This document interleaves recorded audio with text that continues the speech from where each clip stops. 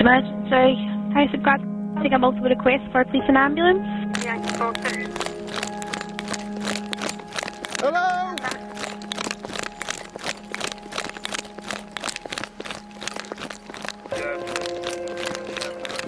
Need urgent help at this location. We're probably about half a mile, 3/4 of a mile from the car park. Female, numerous stab wounds, one to the chest, one to the neck. Could do with a medic pack here ASAP, please.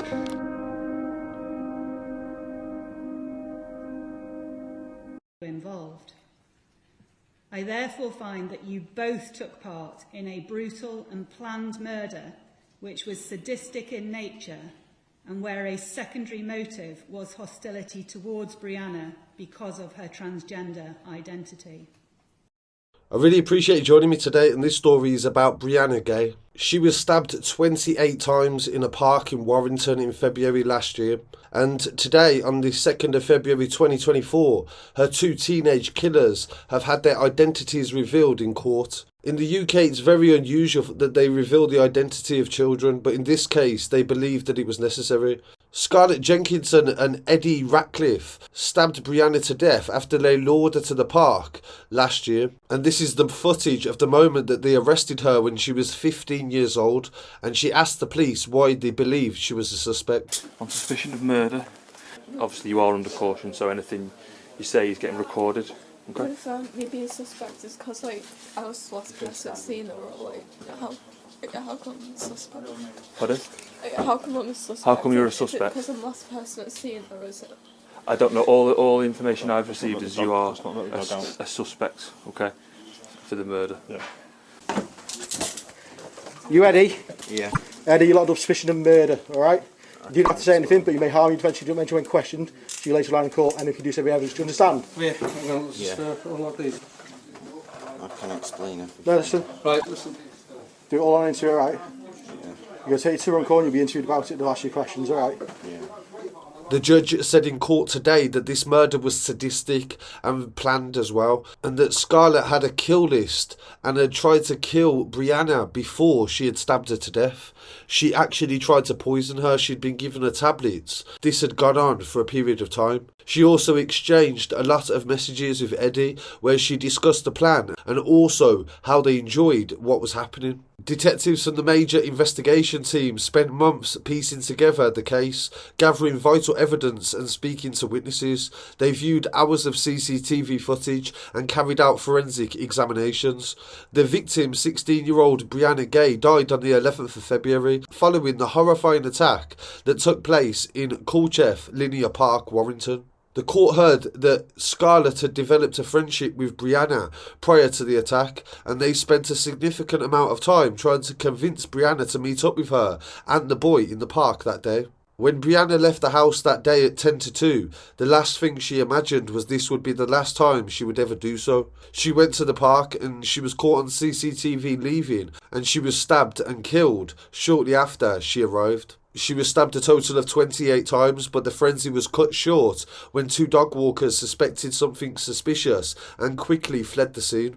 Brianna's lifeless body was discovered by the dog walkers. They immediately reported the incident to the police at 3:15 in the day. The police arrived at the scene 12 minutes later and established that Brianna had suffered multiple stab wounds. Emergency services attempted CPR, but she was pronounced dead by paramedics at 4:02. The court heard that Brianna had been stabbed mainly in her neck, her chest and her back.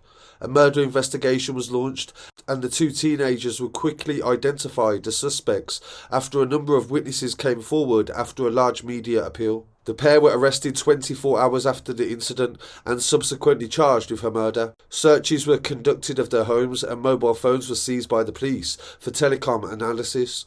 At this point of the investigation, it became apparent the defendants had an unhealthy fascination with murder and also torture. They discovered handwritten notes written by Scarlett about her plan to kill Brianna. They also discovered a hunting knife that was believed to be the murder weapon, and this was recovered from Eddie's bedroom and found traces of Brianna's blood on the weapon. Thousands of deleted text messages exchanged between the two defendants were recovered from their mobile phones. This evidence proved that the pair had discussed their sadistic fantasies for months prior to the attack and had thought of multiple ways on how to kill multiple people, and one of them was Brianna. Following the incident where she tried to kill Brianna with tablets, she then discussed with Eddie other ways to get rid of her. On the 28th of January, the defendants arranged to meet Brianna in a park. For the first time, their intention was to murder her.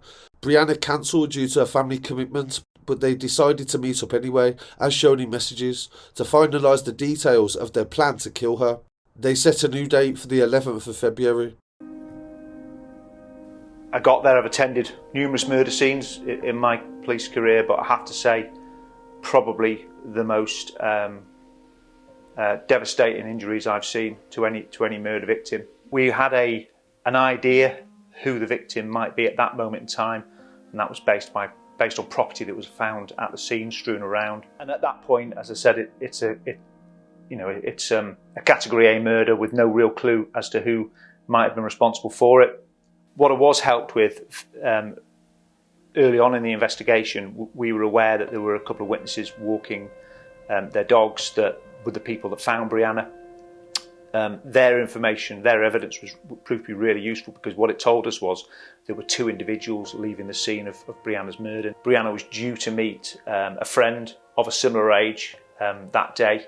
She told her mum this. We didn't have any of the details other than the first name, but what it enabled us to do was to make inquiries with various education establishments in the area. During their initial police interviews, both defendants denied any involvement in Brianna's death, and when the messages were recovered, they were put to them and they began to turn on each other.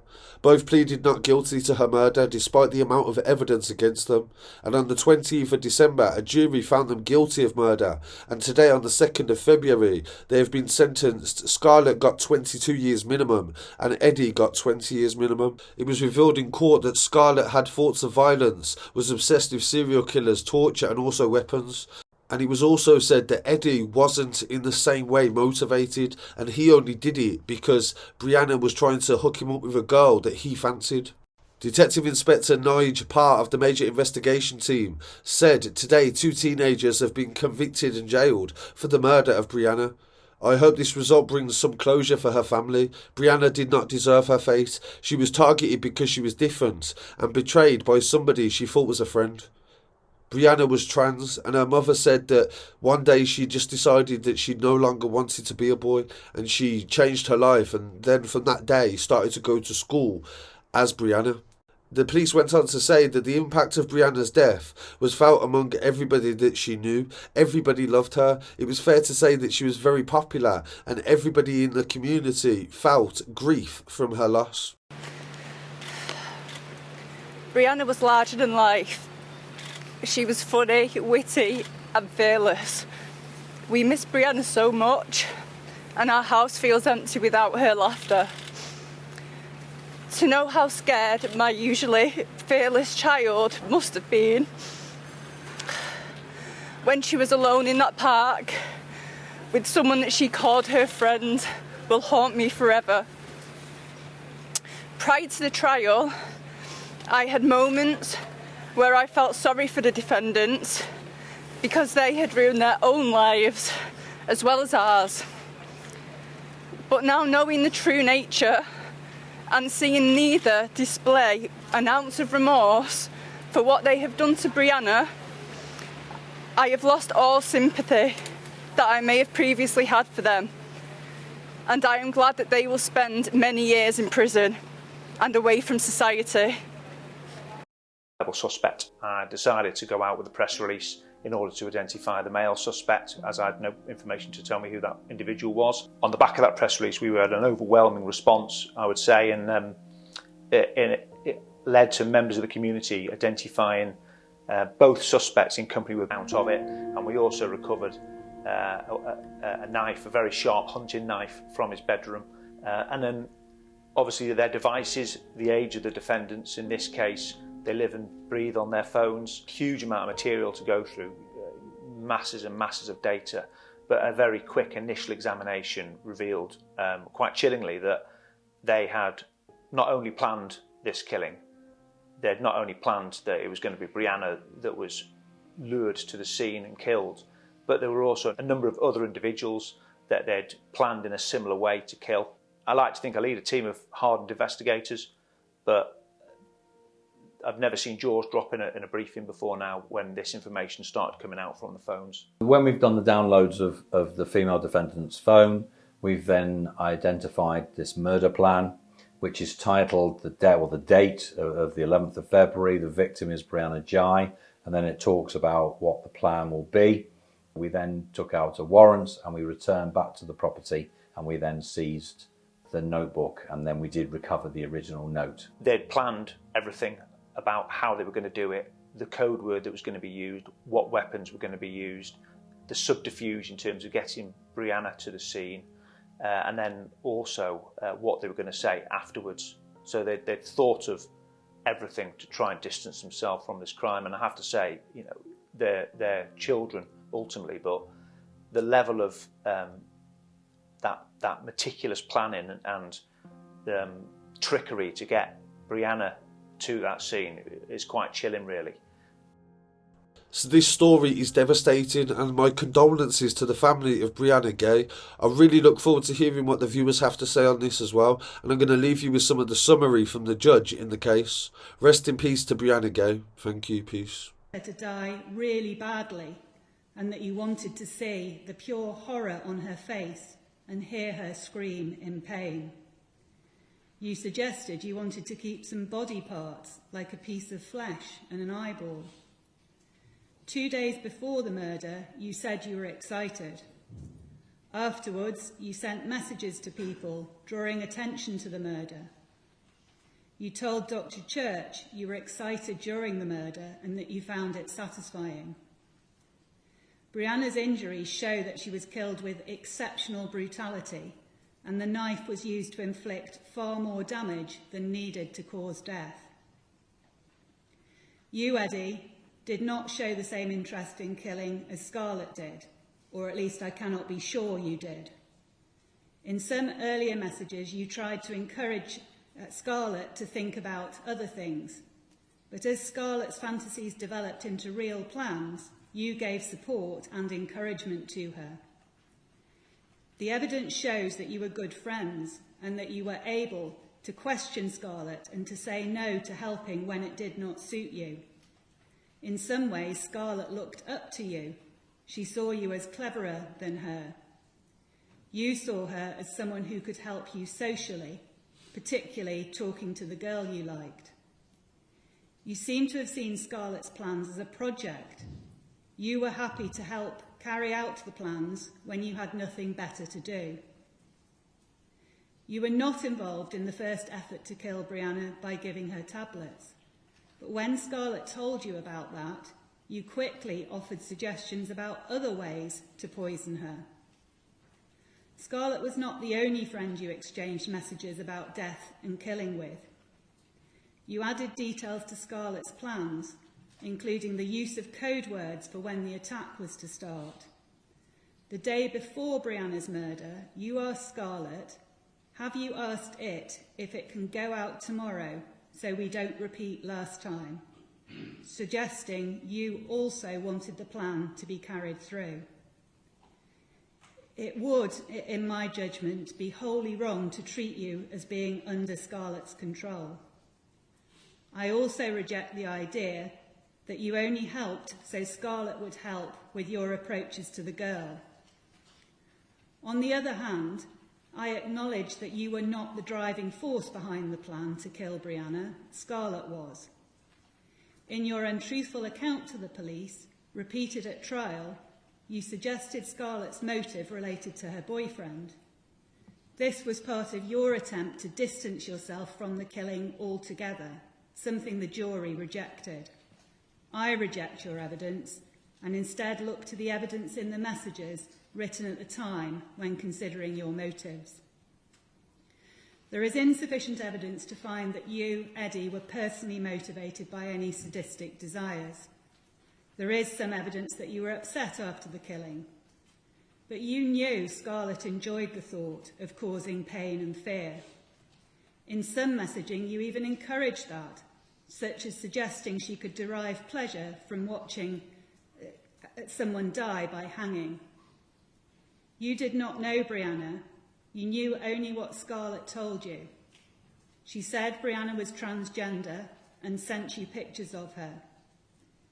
Your messages about Brianna were transphobic. You consistently referred to her in a way that was dehumanising, calling her it.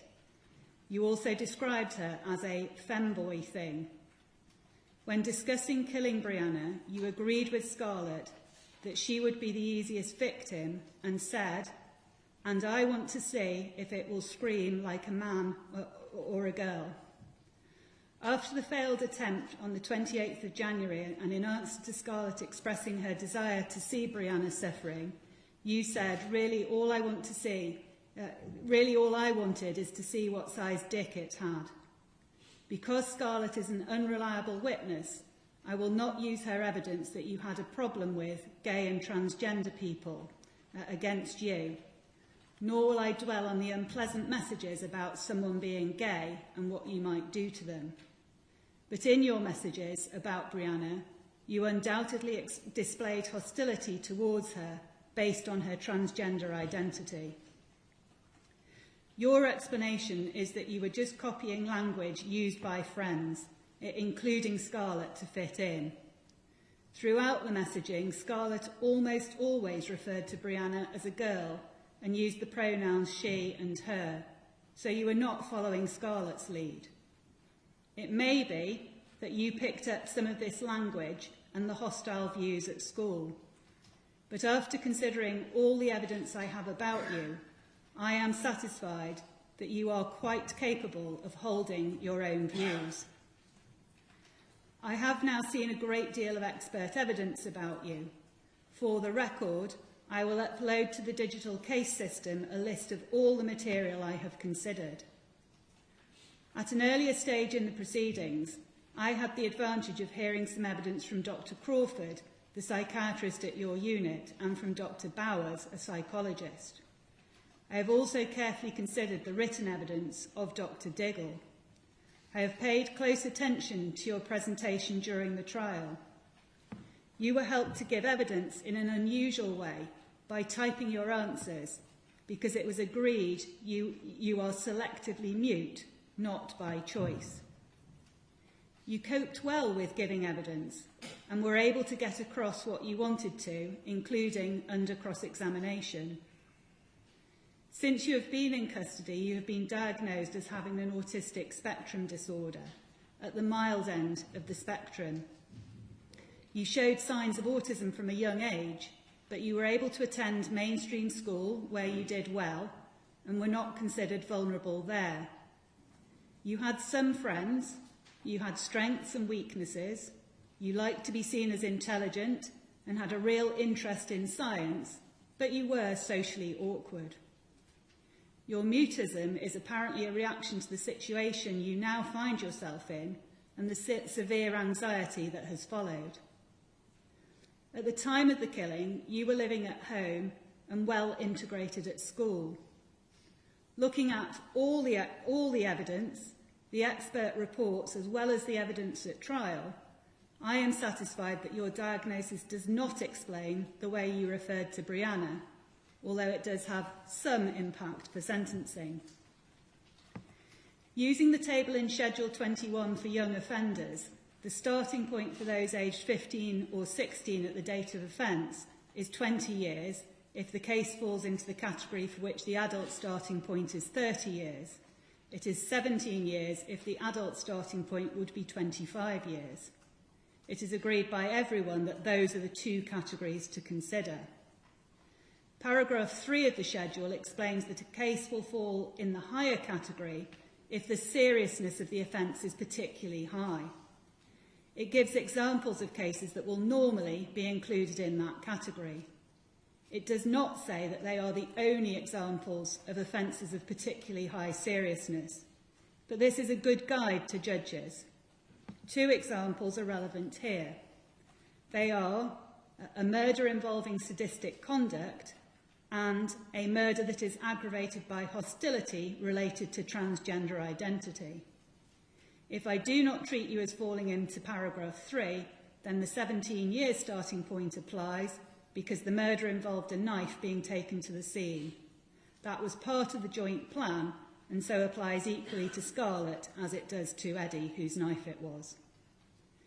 The starting point I use is just that. It is not the end point. I then have to weigh up all the things that make your offending worse, what we call aggravating factors, and all those that count in your favour, mitigating factors. Sadistic motives are not themselves enough to bring the case within paragraph 3. The test is sadistic conduct. Equally, the fact that there is some evidence of transphobia does not lead automatically to the higher starting point. Here it is agreed that the question is whether the murder was, at least in part, motivated by hostility to Brianna because she was transgender. My conclusions on these issues are important, but they are not decisive because in the end, I am required to decide whether the offence is one of particularly high seriousness and then to put everything else into the balance to reach the end point, which is what you will be most interested in.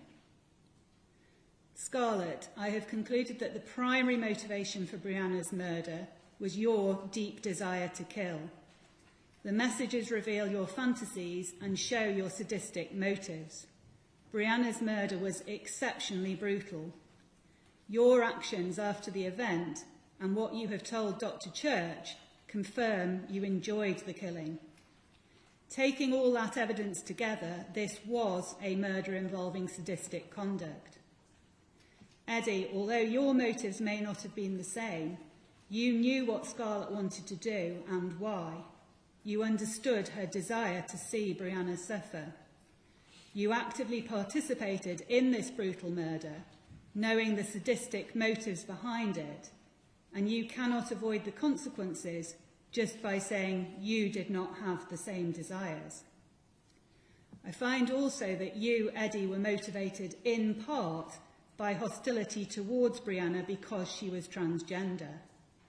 You dehumanised Brianna by constantly referring to her as it, and your messages about wanting to see if she would scream like a man or a girl and really wanting to see what size dick it had, along with checking the night before the killing that Brianna was coming, show your own interests in killing Brianna linked to your hostility towards her as a transgender person. Just as you knew of Scarlett's motives, she knew of yours, although I cannot go so far as to say she used your transphobic attitudes to get you involved.